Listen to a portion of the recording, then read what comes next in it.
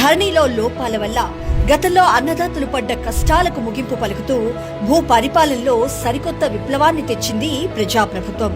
భూ సమస్యల నుంచి విముక్తి కల్పించడమే లక్ష్యంగా ధరణిలో తలెత్తిన చిక్కులను తొలగిస్తూ సామాన్యుడికి భూ హక్కులపై భరోసానిచ్చేలా భూభారతి చట్టాన్ని రూపొందించింది. గతంలో ధరణి పోర్టల్లో ఏకంగా 33 మాడ్యూల్స్ ఉండేవి. ఏ సమస్యకు ఏ మాడ్యూల్లో దరఖాస్తు చేయాలో తెలియక రైతులు పొరపాటున ఒకదానికి బదులుగా మరొకటి ఎంచుకుంటే దరఖాస్తులు తిరస్కరణకు గురయ్యేవి. ఈ విధానాన్ని సులభతరం చేస్తూ ప్రజాప్రభుత్వం 33 మాడ్యూల్స్ ను కేవలం 6కు కుదించింది. అలాగే సరళమైన దరఖాస్తు విధానాన్ని వేగవంతమైన పరిష్కారంతో రైతు సమయం సొమ్ము ఆదా చేస్తూ పారదర్శక భూ పాలనకు బాటలు వేసింది.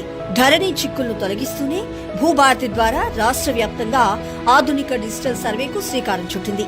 ప్రతి గుంట భూమిని అత్యాధునిక సాంకేతికతతో కొలిచి వివాదాలకు తావులేని విధంగా సరిహద్దులను నిర్ణయిస్తోంది ప్రజాప్రభుత్వం.